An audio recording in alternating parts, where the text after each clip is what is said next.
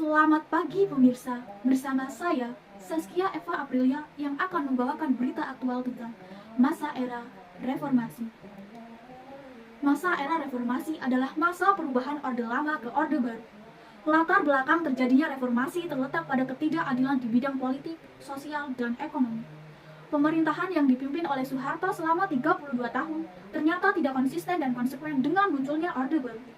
Adapun penyimpangan dan penyelewengan yang direkayasa untuk melindungi kepentingan penguasaan. Penyimpangan tersebut meliputi berbagai krisis seperti krisis politik, hukum, sosial, ekonomi, dan kepercayaan. Tuntutan dan agenda reformasi adalah turunnya Soeharto dari jabatannya, melaksanakan amandemen Undang-Undang Dasar 1945, serta menegakkan supremasi hukum. Masa jabatan B.J. Habibie. Masa jabatannya selama 2 tahun 7 hari sebagai wakil presiden serta 1 tahun 5 bulan sebagai presiden. Kabinet reformasinya adalah Kabinet Reformasi Pembangunan. Reformasi di bidang politik antara lain dengan memperbarui berbagai perundang-undang dalam rangka lebih meningkatkan kualitas kehidupan berpolitik seperti yang diamanatkan dalam Garis Besar Haluan Negara atau GBHN. Perubahan tersebut diantaranya ditetapkannya Undang-Undang Nomor 2 Tahun 1999, pelaksanaan referendum Timor Timur yakni pada 5 Mei 1999, Indonesia dan Portugal menandatangani paket otonomi Timor Timur untuk menentukan masa depan mereka. Masa pemerintahan Abdurrahman Wahid atau biasa dipanggil Gus Dur, yakni masa jabatannya selama 2 tahun. Gus Dur dilantik menjadi presiden pada 20 Oktober 1999 melalui sidang umum MPR dan berakhir saat dibentuknya Dewan Ekonomi Nasional atau DEN pada 23 Juli 2001. Kabinet Persatuan Nasional adalah Kabinet Presiden RI keempat Gus Dur pada tahun 1999 sampai 2001. Kabinet ini terdiri dari sejumlah koordinator, menteri negara, sekretaris negara, dan jaksa agung.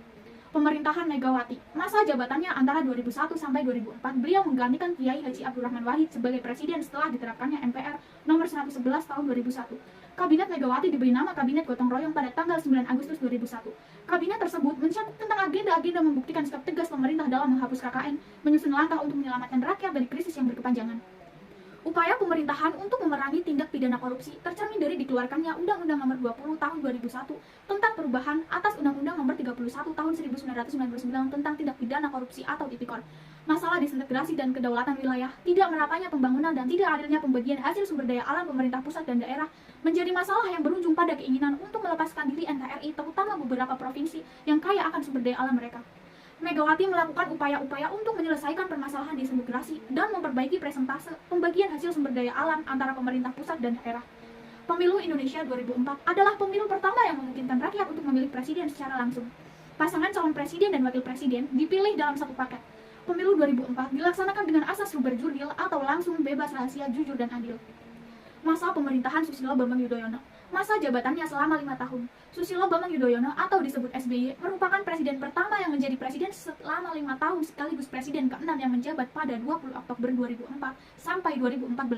Pada tahun 2019, beliau kembali memenangkan pemilu bersama wakilnya yaitu Budiono.